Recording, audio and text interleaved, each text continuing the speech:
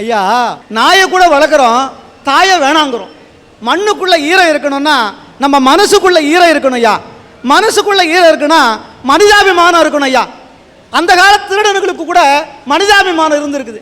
ஒரு வீட்டில் சொம்பு திருட போனோம்னா, ஐயோ சொம்பை திருடிட்டோம்னா குடிக்கிறதுக்கு டம்ளர் இருக்காதுன்னு மண்ணில் சொம்பு மாதிரி ஒரு மொந்தை அதை வச்சுட்டு தான் சொம்பை திருடிட்டு போவான். ஆனால் இந்த கால திருடனுங்க இருக்கிறானுங்களே, இவங்களுக்கு மனிதாபிமானம் இருக்கு நான் நினைக்கிறீங்க?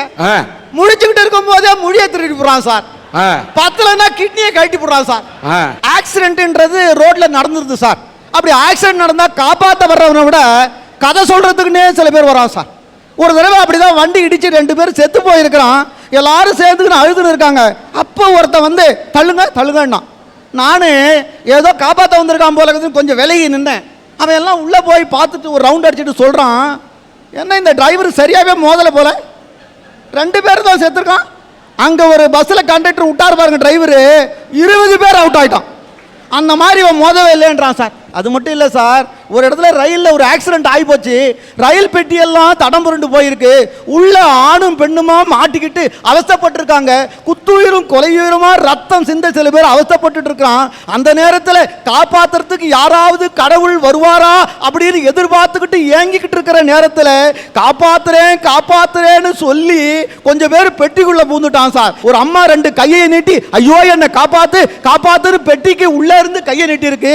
கையில ஒரு மோதிரம் தெரிஞ்சிருக்குது. ஐயோ இந்த மோதிரத்தை உருவிடணும்னு சொல்லிட்டு 2 காலையும் ஒரு காலை பெட்டியில வச்சு உருவுறான் சார். கையில காயம் பட்டதுனால கொஞ்சம் வீங்கி போய் மோதிரம் வரலன்னா விட்டுற வேண்டியதானே சார். மனிதாபிமானமே இல்லாம விரல கூடவா சார் வெட்டி எடுத்துருவான். இந்த மாதிரி பாவிகளை, பணத்தாசை பிடிச்சவங்களை, அடிபட்டு கிடந்து காப்பாத்துறேன் காப்பாத்துறேன்னு வந்து மனிதாபிமானமே இல்லாம இந்த மாதிரி திருடிட்டு போறவங்களை நாடு கடத்தாம என்ன சார் பண்ண சொல்றீங்க? சார், நம்ம ஒரு பொது இடத்துக்கு போறோம். அங்க திடீர்னு ஒரு பெரியவர் மயங்கி விழுந்துறாரு. உடனே பக்கத்துல இருக்கிற கடைக்கு போய் 1 ரூபாய் கொடுத்து தண்ணி பாக்கெட் வாங்கிட்டு வந்து அவர் முகத்துல தெளிச்சு எழுப்பி உட்கார வச்சு ஐயா இதை குடிங்கன்னு சொல்றோம். இவ்வளவுதான் மனிதாபிமானம். இதை செய்யறதுக்கு நம்ம நிறைய படிச்சிருக்கணும்னா இல்லை பெரிய பணக்காரா இருக்கணுங்கிற அவசியமே இல்லை. நல்ல மனசு இருந்தாலே போதும். இன்னைக்கு எத்தனை பேருக்கு இங்கே அப்படிப்பட்ட மனசு இருக்குது? ஒருத்தர் ரோட்ல அடிபட்டு விழுந்து கிடந்தா கூட அவனை பார்த்தும் பார்க்காத மாதிரி, இன்னும் கேட்டால் அவனை ஏறி மிதிச்சுட்டு கூட தான் உண்டு தான் வேலை உண்டுன்னு போயிட்டே இருக்கான். டிசம்பர் 26, 2004 சுனாமியை இங்க இருக்கிறவங்க அத்தனை பேரும் பேப்பர்ல டிவியில பார்த்து தான் அழுதுருப்பீங்க. ஆனா நேரடியா பார்த்து பயந்து அதனால பாதிக்கப்பட்டு இன்னைக்கு உங்க முன்னாடி நான் வந்து நிக்கிறேன். அப்ப என்னுடைய முதல் குழந்தைக்கு 4 வயசு, 2வது குழந்தை வயிற்றுல 8 மாசம். ஞாயிற்றுக்கிழமை காலையில என் பிள்ளைக்கு இட்லி ஊட்டிட்டு இருக்க, திடீர்னு ஒரு சத்தம். ஐயோ என் சொத்து போதே, என் போட்டு போதே, நான் எப்படி வாழ போறேன்னு இல்லை, கடல் தண்ணி வந்து ஊர் முழுக்க நிரம்பிடுச்சே, நம்ம உயிரோட இருப்போமா, நம்ம இனமே அழிய போகுதே, எல்லாரும் ஓடுங்கன்னு கத்துனாங்க. இந்த குரல் கேட்டு என் 4 வயசு பையன் என்னை இறுக்கி பிடிச்சுக்கிட்டான். உடம்பெல்லாம் ஒதுருது அவனுக்கு. தூக்கி இடுப்புல வச்சுக்கிட்டு 4 ஸ்டெப் நடந்த ஓடுனேன். விழுந்துறேன் எந்திரிக்கிறேன், விழுந்துறேன் எந்திரிக்கிறேன். உயிர் தப்பிக்கணுன்ற எண்ணம் மட்டும்தான் இருந்துச்சு. 2 கால் ஒதுருதே, மனசு படப்படனுது. கடவுளே நான் செத்தால என் பிள்ளைய மட்டுமாவது காப்பாற்றணும்னு எந்திரிச்சு ஓடுறேன். பஸ் ஸ்டாண்ட் வரைக்கும் ஓடுனா அதுக்கு மேலே எங்கே ஓடுறதுன்னு தெரியல. அந்த இடத்துல எனக்கு வயிறு வலிக்க ஆரம்பிச்சிருச்சுங்கய்யா. உடனே பக்கத்தில் இருக்கிற ஒரு டாக்டர் கிட்ட போனோம். அவங்க சொன்னாங்க, அம்மா நீ அதிர்ச்சி பயந்துட்ட, அதனால் உனக்கு வயிறு வலிக்குது, 2 மாதம் வரைக்கும் நீ அதிர்ச்சியை படக்கூடாது, பயப்படக்கூடாதுன்னு. 2 மாதம் கழித்து எனக்கு குழந்தையும் பிறந்தது, கூடவே அதிர்ச்சியும் பிறந்தது. பிறந்த குழந்தைகிட்ட ஏதோ வித்தியாசம், எங்களை மாதிரி பாமரங்களுக்கு என்னன்னு தெரியாது. அங்கே இருந்தவங்க சொன்னாங்க, நரம்பு டாக்டர்கிட்ட கொண்டு போய் காமிங்கன்னு. அவர்கிட்ட போனேன். அவர் சொன்னார், அம்மா கர்ப்பத்திலேயே அதிர்ச்சி அடைஞ்சி உன்னுடைய குழந்தை ஒரு வலிப்பு நோயாளியாக பிறந்திருக்குது. இன்னை வரைக்கும் என் குழந்தை நடக்கலை, உட்காரலை, பேசலை. இப்படிப்பட்ட நிலைமையில என்னுடைய முதல் குழந்தைய கவனிக்க எனக்கு நேரமும் இல்லை, படிக்க வைக்க எங்ககிட்ட வசதியும் இல்லை. மாசத்துல 10 நாள் வீட்டில் இருப்போம், 20 நாள் ஆஸ்பத்திரியில் இருப்போம். என் தலையை பார்த்தாலே அந்த கவர்மெண்ட் ஹாஸ்பிட்டல்ல என்ன மறுபடியும் வந்து உக்காண்டே பெட்ல, இதுக்கு வேற வேலையே இல்லடா அப்படின்னு கொஞ்சம் கூட மனிதாபிமானமே இல்லாம திட்டுன ஒரு சில டாக்டர்களுக்கு மத்தியில் நான் ஒரு நல்ல டாக்டரையும் பார்த்தேன். அவர் என்னுடைய குழந்தைக்கு கொண்டு போய் காமிச்ச 3 மாசத்துல இருந்து இந்த நிமிஷம் வரைக்கும் 10 ரூபாய் டாக்டர் ஃபீஸ் வாங்காமலே வைத்தியம் பார்த்தார்.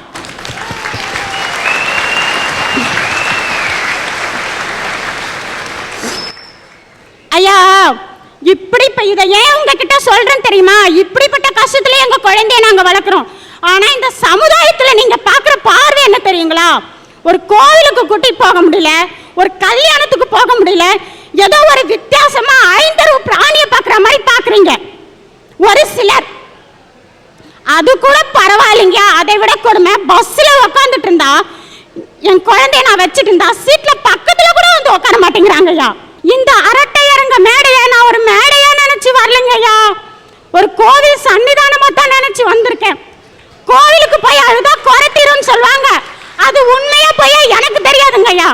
ஆனால் இந்த கோவில்ல வந்து அழுதா கண்டிப்பா என்னுடைய குறைத்தீரும், என் குழந்தை நல்லா ஒன்ற நம்பிக்கையோட இந்த இடத்துக்கு நான் வந்திருக்கேன்.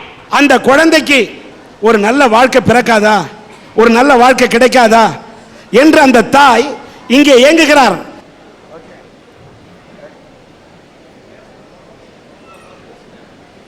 நல்ல கருணை உள்ளம் படைத்தவர்கள் இந்த ஏழை தாயின், இந்த ஏழை குடும்பத்தில் அவங்களோட ஊர் பேர் சொன்னாங்க மரக்காணம். ஊர் வேணா மரக்காணமா இருக்கலாம், இதை பார்த்து கொண்டிருக்கக்கூடிய எங்கள் உள்ளம் மரக்கட்டை இல்லை என்று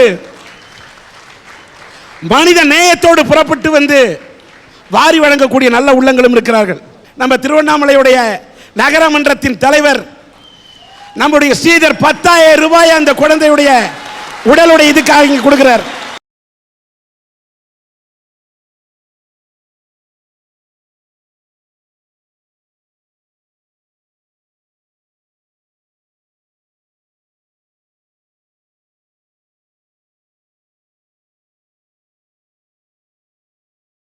அந்த குழந்தையின் சிகிச்சை பொருட்டு வேலூரில் இருக்கக்கூடிய நம்முடைய சிஎம்சி மருத்துவமனைக்கு வந்தால் அங்கே இருக்கக்கூடிய இயக்குநரிடத்திலே, டைரக்டரிடத்திலே கலந்து ஆலோசித்து அந்த குழந்தையின் மருத்துவ நலனுக்காக எந்த சிகிச்சையும் தர தயாராக இருக்கிறோம் என்பதை சிஎம்சி மருத்துவமனையின் சார்பாக சகாயன் அவர்கள் தெரிவித்திருக்கிறார். அவருக்கு சன் டிவியின் அரட்டை அரங்கத்தின் சார்பிலும் உங்கள் சார்பிலும் மனமார்ந்த நன்றியை தெரிவித்துக் கொள்கின்றோம். வள்ளுவரே சொல்லியிருக்கார் சார், பொய்மையும் வாய்மை இடத்து புரை தீர்ந்த நன்மை பயக்கும் எனின். நல்ல விஷயத்துக்காக பொய் சொல்லலாம் சார், தப்பே இல்லை. நல்ல விஷயத்துக்காக சொல்ற ஒரு பொய் 100 மெய்க்கு சமம்னு சொல்லியிருக்காரு. ஒருத்தன் பொய் சொல்றானா அதுக்கு நிறைய காரணம் சொல்லுவான். நான் நல்லதுக்காக சொன்னேன், இந்த விஷயம் கெட்டது விஷயம், இது நடக்க கூடாதுன்றதுக்காக சொன்னேன், என்னோட சந்தர்ப்ப சூழ்நிலைக்காக சொன்னேன். ஆனா சில பேர் இருக்கான் பாருங்க, பொய் பேசுறதையே வாழ்க்கையா வச்சுட்டு இருக்கான் சார். இப்போ ஒரு பொண்ணை வந்து ஒரு மாப்பிள்ளை வீட்டுல பாத்துட்டு போறாங்கன்னா என்ன சார் செய்வாங்க? அக்கம் பக்கத்துல இருக்கவங்க கிட்ட விசாரிப்பாங்க அந்த பொண்ணு எப்படி என்னன்னு. சில பேர் இருக்கான் பாருங்க, அந்த பொண்ணு எந்த தப்புமே செஞ்சிருக்க மாட்டா, ஆனா அந்த குடும்பத்துக்கும் அந்த பக்கத்து வீட்டுக்கார குடும்பத்துக்கும் ஏதோ ஒரு காலத்துல ஒரு பகை இருந்திருக்கும். அந்த பகையை மனசுல வச்சுட்டு அவன் சொல்வான் பாருங்க, அந்த பொண்ணு கேரக்டர் சரியில்லை, அந்த பொண்ணு வீட்டுக்கே 10 மணிக்கு தான் வரும், அந்த பொண்ணு அங்க பார்த்தேன் இங்க பார்த்தேன்னு அந்த பொண்ணை பத்தி ஒரே பொய்யா சொல்வான் சார்.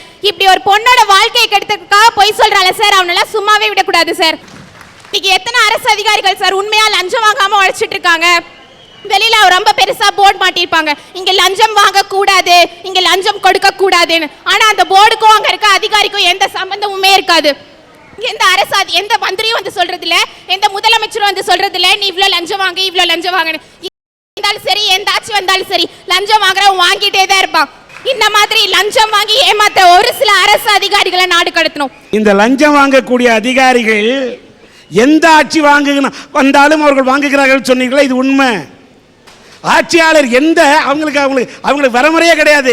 லஞ்சம் வாங்கக்கூடிய அதிகாரிகள் இருக்கிறாங்கன்னா அது அரசின் குற்றம் அல்ல. இந்த அதிகாரிகள் திருந்தாதவரை இந்த நாடு எப்படி திருந்தும்? அதிகாரி லஞ்சம் வாங்குகிறார், கொடுப்பது யார் குற்றம்? கொடுக்கக்கூடிய மக்களோட குற்றம். சொல்லுங்க. கலப்படம் அப்படின்னு பாத்தீங்கன்னா மருந்து மாத்திரையில கூட கலப்படம் பண்றான் சார். ஒரு கெமிக்கலையே யூஸ் பண்ணி அந்த எக்ஸ்பைரி டேட்டையே அழிச்சு விற்கிறான் போலித்தனமா. இப்படி கலப்படம் செய்யறதுனால எத்தனை உயிர்கள் பலியாகுது, எத்தனை பாமர மக்கள் பாதிக்கப்படுறாங்கன்றது எனக்கு தெரியதில்லை. இந்த மாதிரி கலப்படம் பண்றவங்க எல்லாம் நாடு கடத்தணும்னு சொல்றேன் சார். இந்த மருந்துல போலியை தயார் பண்றாங்களே, அந்த போலி மருந்தை தயார் செய்யக்கூடியவர்களுக்கு அவங்களுக்கு பொண்டாட்டி இல்ல, பிள்ளை குட்டி இல்ல?